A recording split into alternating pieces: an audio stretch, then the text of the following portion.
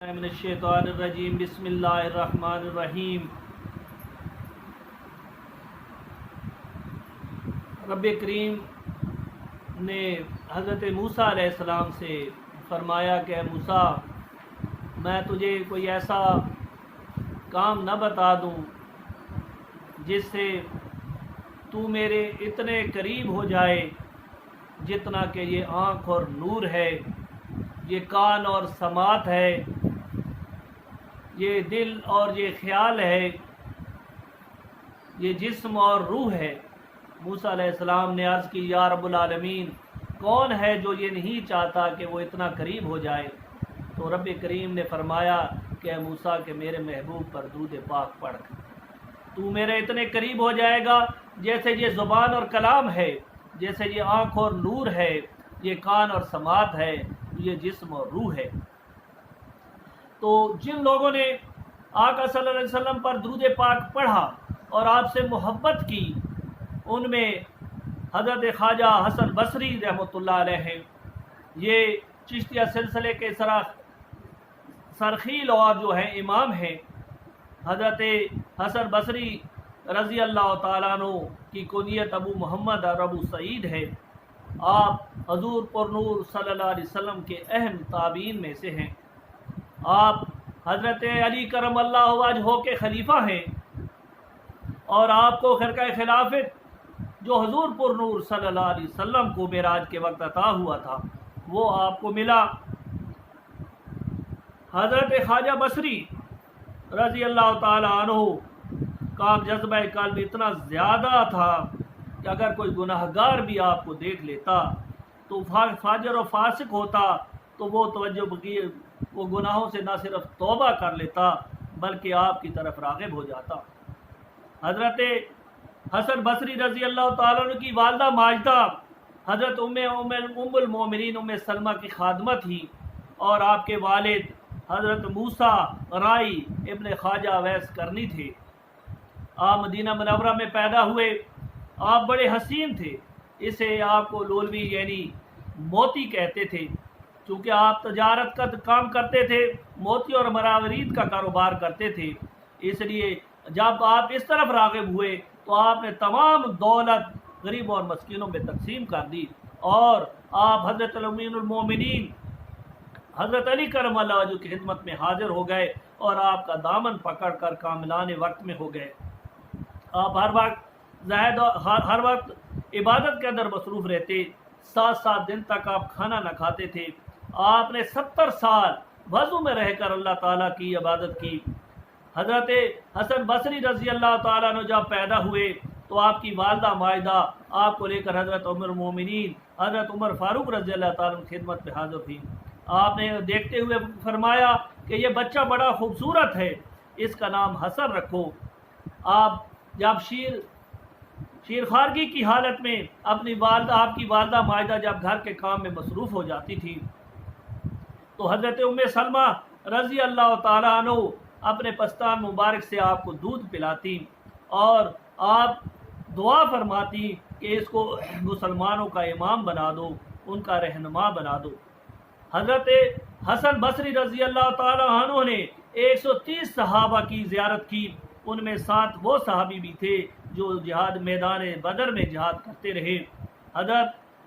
حضرت خواجہ حسن بصری ابھی بچے ہی تھے کہ بی بی ام سلمہ کے گھر میں اس کوزے سے پانی پی لیا جو حضور صلی اللہ علیہ وسلم کے لیے مخصوص تھا۔ ایک دن حضور اور نور صلی اللہ علیہ وسلم گھر تشریف لائے اور پوچھا کہ میرے کوزے سے کس نے پانی پیا ہے؟ تو انہوں نے کہا کہ حسن نے پیا ہے۔ تو رسول اللہ صلی اللہ علیہ وسلم نے فرمایا کہ جتنا اس نے پانی پیا ہے اتنا ہی میرا علم اس کے اندر داخل ہو گیا ہے۔ حضرت خواجہ حسن بصری کو نہایت محبت کرتے اور اپنی گود میں لے کر پیار کرتے۔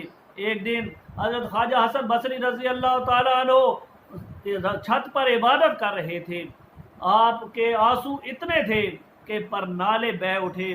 ایک شخص نیچے سے گزر رہا تھا، اس نے کہا، بلند آواز میں کہا کہ اللہ کے بندو بتا دو یہ پانی پاک ہے یا ناپاک ہے؟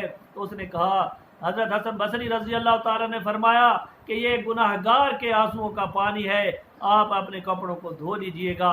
ایک دن حضرت خواجہ حسن بصری رضی اللہ تعالی عنہ نے اپنے ملازم سے کہا کہ وہ بازار سے نان اور مچھلی لے آئے۔ جب یہ سامنے آ گئیں تو آپ نے فرمایا اس گناہ گار بندے کو اتنا لذیذ کھانے کی کوئی ضرورت نہیں ہے، اور آپ نے 40 دن تک بغیر کچھ کھائے پیے اور کہا کہ میں آپ کو اپنے آپ کو سزا دوں گا کہ میں نے لذیذ کھانے کی خواہش کی۔ ایک دن حضرت خواجہ حسن بصری رضی اللہ تعالیٰ عنہ ایک قافلے کے ساتھ جا رہے تھے۔ قافلہ بیابان سے گزر رہا تھا، دور دور تک پانی کا نام نشان نہیں تھا۔ ایک جگہ ایک کنواں مل گیا اور اب کنویں میں رسی نہیں تھی اور وہ پانی کیسے نکالیں۔ حضرت حسن بصری رضی اللہ تعالیٰ عنہ نے فرمایا کہ آپ ایسا کریں، تھوڑا صبر کریں۔ آپ نے نماز پڑھنا شروع کی، اور جب نماز آپ پڑھ رہے تھے تو وہ پانی نے جوش مارا اور وہ اوپر آ گیا۔ تو ایک دوست نے جلد بازی میں کنویں سے بشکیزہ بھر لیا۔ تو آپ نے فرمایا کہ اگر یہ میں دوست جلد بازی نہ کرتا تو اس کا پانی کبھی بھی ختم نہ ہوتا۔ حضرت حسن بصری رضی اللہ تعالیٰ عنہ کا ایک ہمسایہ تھا جو آتش پرست تھا، جس کا نام شمعون تھا۔ ایک دفعہ وہ بیمار پڑ گیا تو آپ اس کو خبرگیری کے لیے بیمار پرسی کے لیے ان کے گھر تشریف لے گئے اور فرمایا شمعون تو نے سارے عمر آتش پرستی کی ہے، آج چند لمحے زندگی کے باقی رہ گئے ہیں، اگر تو اللہ کی توحید اور حضور صلی اللہ علیہ وسلم کی رسالت کا اقرار کر لے تو میں یقین دلاتا ہوں کہ تو دوزخ کی آگ سے بچ جائے گا۔ اس نے کہا کہ اگر میں ایسا کروں تو کیا میں دوزخ کی آگ سے بچ جاؤں گا؟ انہوں نے کہا بالکل بچ جائیں گے۔ تو آپ نے فرمایا کہ ایک رکہ لکھ دیں۔ آپ رضی اللہ تعالیٰ عنہ نے وہ رکہ لکھ دیا۔ آپ کی قبر مبارک کفن کے ساتھ جب دفن کر دیا گیا تو آپ نے اسے جب دیکھا تو ایک تاج پہنے ہوئے وہ بڑے، انہوں نے کہا کہ اس رکے کی وجہ سے اللہ تعالیٰ نے میری بخشش فرما دی ہے۔ سید الاقطاب کے مصنف لکھا کہ حضرت خواجہ حسن بصری رضی اللہ تعالیٰ عنہ کی خدمت کے اندر جنوں کی ایک جماعتیں آتی تھی جو آپ کو درس دیتی تھی۔ ایک دن میں نے دیکھا کہ مسجد کا دروازہ بند ہے، اندر سے آواز آ رہی ہے، آدمی بیٹھے ہوئے ہیں۔ جب میں نے دروازے کو دستک دی تو آپ جب باہر تشریف لے آئے تو آپ اکیلے تھے۔ تو انہوں نے کہا کہ جنوں کی جماعت جہاں پر دین کی تبلیغ کے لیے، دین کی علم کے لیے آتی ہے، آپ نے یہ راز رکھنا ہے اور میری زندگی تک اس کو کیا ہے، اس راز کو راز ہی رکھنا ہے، اس کے بعد ظاہر کرنا ہے۔ حضرت حسن بصری رضی اللہ تعالیٰ عنہ کے 5 اہم خلفاء تھے، ان میں عبد الواحد بن زائد، زرین ابن زرین، حبیب اجمی، شیخ عطبہ بن غلام اور شیخ محمد واسع رحمۃ اللہ علیہ ہے۔ یہ لوگ حضور کی وفات کے بعد مسند ارشاد پر بیٹھے اور یہ مختلف سلسلہ طریقہ جاری رہا۔ حضرت رابعہ بصری رضی اللہ تعالیٰ عنہ بھی خواجہ حسن بصری کے اہم خلفاء میں سے تھی۔ حضرت خواجہ بصری رحمۃ اللہ علیہ محرم الحرام 111 ہجری میں وفات پائی۔